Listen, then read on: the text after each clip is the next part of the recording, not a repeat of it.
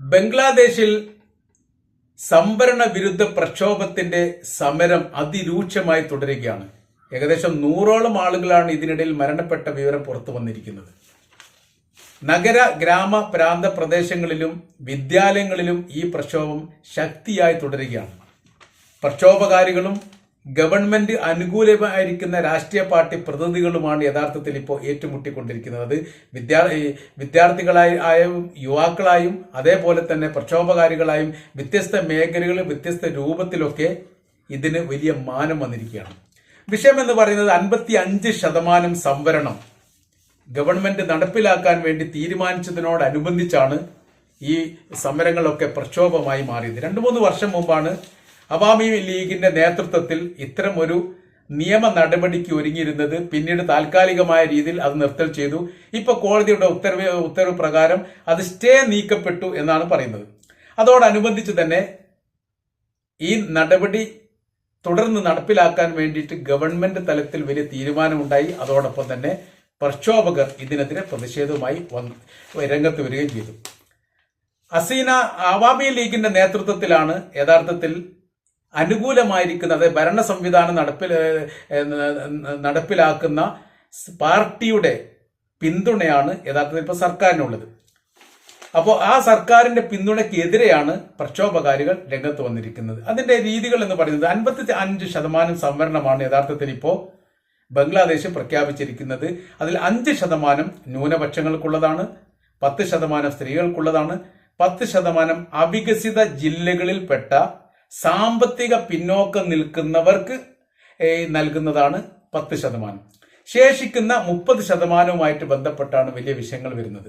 അതിനവർ പറയുന്നത് 971 കാലത്ത് ബംഗ്ലാദേശ് എന്ന് പറയുന്ന രാജ്യത്തിന്റെ സ്വാതന്ത്ര്യത്തിന് വേണ്ടി പങ്കെടുത്ത ഭടന്മാരുടെ മക്കൾക്ക്, അവരുടെ പേരക്കുട്ടികൾക്ക്, അവരുടെ താപയായി വരുന്ന വിഭാഗത്തിന് മുഴുവനും ഈ 30% സർക്കാർ ജോലിയിൽ സംവരണം ഏർപ്പെടുത്താൻ വേണ്ടി തീരുമാനിച്ചു എന്നുള്ളതാണ്.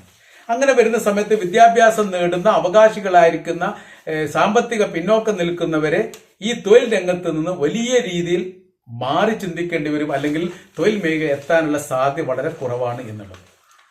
അപ്പൊ ആ സ്വാതന്ത്ര്യ സമരത്തിൽ പങ്കെടുത്തവരുടെ പിൻതലമുറക്കാർക്ക് നിയമപരമായ രീതിയിൽ പരിരക്ഷ നൽകുന്ന തരത്തിലാണ് 30% സംവരണം എന്ന് പറയുന്നത്. എന്ന് വെച്ചാൽ നമ്മൾ ഇന്ത്യയോട് താരതമ്യം ചെയ്യുന്ന സമയത്ത് ഇന്ത്യയുടെ സ്വാതന്ത്ര്യവുമായിട്ട് ബന്ധപ്പെട്ട കാര്യങ്ങൾക്കൊക്കെ ഇന്ത്യൻ നാഷണൽ കോൺഗ്രസ് ആണ് നേതൃത്വം നൽകിയത് എന്നതിനാൽ ഒരു പുതിയ ബില്ല് അവതരിപ്പിക്കുന്നു. അന്ന് സ്വാതന്ത്ര്യ സമരത്തിൽ നേതൃത്വപരമായിരിക്കുന്ന പങ്കുവഹിച്ച സ്വാതന്ത്ര്യ സമര സേനാനികളുടെ മക്കൾക്ക് അവരുടെ മക്കൾക്ക് അങ്ങനെ ആ തലമുറകളെ ഒരു സംവരണത്തിന്റെ കീഴിൽ കൊണ്ടുവന്ന് അവർക്ക് 30% നൽകുക എന്നുള്ളൊരു നിയമം നമ്മുടെ രാജ്യത്ത് കൊണ്ടുവന്നാലുള്ള സ്ഥിതിവിശേഷം നമ്മൾ കണക്കിലാക്കേണ്ടതുണ്ട്. അതിന് സമാനമായിരിക്കുന്ന സ്ഥിതിയാണ് ഇപ്പോൾ ബംഗ്ലാദേശിലുള്ളത്. അപ്പൊ അങ്ങനത്തെ ഒരു സ്ഥിതി വിശേഷം നമ്മുടെ രാജ്യത്തെ സംബന്ധിച്ചിടത്തോളം സ്വാതന്ത്ര്യ ഭടന്മാർക്ക്, സ്വാതന്ത്ര്യത്തിൽ പങ്കെടുത്തവർക്ക് അതിൻ്റെതായിരിക്കുന്ന സാമ്പത്തിക സഹായം ഗവൺമെന്റ് നൽകി വരുന്നു. ഇന്ന് സ്വാതന്ത്ര്യ സമരത്തിൽ പങ്കെടുത്തവരുടെ ആ തലമുറ ഏകദേശമൊക്കെ മരണപ്പെട്ടു പോയതാണ്.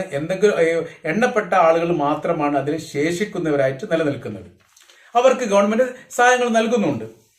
അപ്പോൾ വ്യത്യസ്ത രീതിയിലൊക്കെ അവർക്ക് സഹായങ്ങൾ നൽകുന്നുണ്ട്. ആ തലമുറ അവസാനിക്കുന്നതോടുകൂടി ബാക്കിയുള്ള എല്ലാവരും തത്തുല്യരാണ്. പിന്നീട് ഒരു പുതിയ നിയമ സംവിധാനം എന്ന് പറയുന്നത് ന്യൂനപക്ഷ പിന്നോക്ക വിഭാഗങ്ങൾക്ക് ഒരു സംവരണം, അല്ലെങ്കിൽ സ്ത്രീ സംവരണം, അല്ലെങ്കിൽ പട്ടികജാതി പട്ടികവർഗക്കാർക്ക് സംവരണം, ആ രീതിയിലുള്ള ജാതീയപരമായിരിക്കുന്ന സംവരണമാണ് നമ്മുടെ രാജ്യത്ത് നിലനിൽക്കുന്നത്. അതല്ലാത്ത രീതിയിൽ സ്വാതന്ത്ര്യത്തിൽ പങ്കെടുത്തവർ, അവരുടെ വംശാവലികൾ, അവരുടെ പിൻതലമുറക്കാർക്ക് ഇവർക്കെല്ലാവർക്കും ഈ ഗവൺമെന്റ് തലത്തിൽ സംവരണം ഏർപ്പെടുത്തണം എന്ന് പറയുന്ന സമയത്ത് സാധാരണക്കാരായിരിക്കുന്ന ആളുകൾക്ക് ഗവൺമെന്റ് തലത്തിൽ എത്താനുള്ള സാധ്യത വളരെ കുറവാണ്. 17 കോടി ജനസംഖ്യയാണ് ബംഗ്ലാദേശിലുള്ളത്. 29 അതിൽ 19 മുതൽ 30 വയസ്സ് വരെ ഉള്ളവരാണ് 29% ജനസംഖ്യാനുപാതികപരമായിരിക്കുന്ന കണക്ക് പ്രകാരം പറയുന്നത്. ഇവരെ സംബന്ധിച്ചിടത്തോളം വിദ്യാഭ്യാസവും തൊഴിലുമായിട്ട് ബന്ധപ്പെട്ട കാര്യത്തിന് വലിയ രീതിയിലുള്ള പ്രാധാന്യം സർക്കാർ നൽകൽ നിർബന്ധമാണ്. ആ കാര്യത്തിൽ സർക്കാരിനെ സംബന്ധിച്ചിടത്തോളം വലിയ പ്രയാസം അനുഭവിക്കുന്ന സമയത്താണ് പുതിയൊരു സംവരണ ബില്ലും പുതിയൊരു സംവരണ സംവിധാനവും നടപ്പിലാക്കാൻ വേണ്ടി സർക്കാർ തീരുമാനിച്ചത്. അതിനെതിരെയാണ് പ്രക്ഷോഭങ്ങളും സമരങ്ങളും ഇപ്പോൾ പൊട്ടിപ്പുറപ്പെട്ടിരിക്കുന്നത്. അതിനെ പ്രതിരോധിക്കാൻ വേണ്ടി സാധിക്കാത്ത വലിയൊരു പ്രതിസന്ധിയാണ്. നമ്മുടെ രാജ്യത്തെ അപേക്ഷിച്ച് ബംഗ്ലാദേശിലൊക്കെ എന്ന് പറഞ്ഞാൽ വലിയ രീതിയിലുള്ള ഗവൺമെന്റ് ഉദ്യോഗസ്ഥന്മാർക്ക് വലിയ രീതിയിലുള്ള ശമ്പളവും അതിന്റെ ആനുകൂല്യങ്ങളും അതിന്റെ പെൻഷനും ഇവിടുത്തെ അപേക്ഷിച്ച് ഇരട്ടിയോളം കിട്ടുന്നുണ്ട് എന്നതിനാൽ സർക്കാർ തലത്തിലുള്ള ഒരു ജോലി കിട്ടാൻ വേണ്ടി വലിയ ശ്രമങ്ങൾ ആ മേഖലയിലൊക്കെ നടക്കുന്നുണ്ട്. അപ്പൊ ആ തരത്തിൽ ഉണ്ടാവുന്ന സമയത്താണ് യഥാർത്ഥത്തിൽ അവിടുത്തെ സ്വാതന്ത്ര്യ സമരത്തിൽ പങ്കെടുത്തു എന്ന് പറയുന്നവരുടെ പിന്തുണക്കാർക്ക് സംവരണാടിസ്ഥാനത്തിൽ ജോലി നൽകണം എന്ന് പറയുമ്പോൾ ആ നേതൃത്വപരമായിരിക്കുന്ന ഈ ബംഗ്ലാദേശ് എന്ന് പറയുന്ന രാജ്യത്തിന്റെ സ്വാതന്ത്ര്യത്തിന് നേരിട്ട് നേതൃത്വപരമായിരിക്കുന്ന പങ്കാളിത്തം വഹിച്ച അവാമി ലീഗിനെ പോലെയുള്ള ഇപ്പോഴത്തെ പ്രസിഡന്റ് ആയിരിക്കുന്ന ഹസീനെ പോലെയുള്ള അവരുടെ രാഷ്ട്രീയ പാർട്ടിയിൽപ്പെട്ട ആളുകളായിരിക്കും ഏറ്റവും കൂടുതൽ സംവരണത്തിന്റെ ആനുകൂല്യം കിട്ടാൻ യോഗ്യർ എന്ന് മനസ്സിലാക്കാൻ വേണ്ടി പറ്റും. ആ രാജ്യത്തിന്റെ സ്വാതന്ത്ര്യത്തിന് വേണ്ടി വലിയ പങ്കാളിത്തം വഹിച്ച രാജ്യം യഥാർത്ഥത്തിൽ ഇന്ത്യയാണ്. ഇന്ദിരാഗാന്ധിയുടെ കാലത്താണ് ബംഗ്ലാദേശ് എന്ന് പറയുന്ന രാജ്യം സ്വതന്ത്രമാകാൻ വേണ്ടി അന്നത്തെ ഈ ബംഗ്ലാദേശ് നേതാക്കൾക്ക് വലിയ രീതിയിലുള്ള സഹായങ്ങളൊക്കെ പാകിസ്ഥാനെതിരെ ഇന്ത്യ നൽകിക്കൊണ്ടിരുന്നത്. അങ്ങനെയാണ് പാകിസ്ഥാന്റെ ഭാഗമായിരിക്കുന്ന പടിഞ്ഞാറൻ പാകിസ്ഥാൻ എന്നാണ് യഥാർത്ഥത്തിൽ ബംഗ്ലാദേശിനെ അറിയപ്പെടുന്നത്. ഇന്ത്യ സ്വാതന്ത്ര്യ സമരത്തോടുകൂടി ബംഗ്ലാദേശും പാകിസ്ഥാനും ഒരു രാജ്യമായിട്ടായിരുന്നു അന്ന് പ്രഖ്യാപിച്ചത്.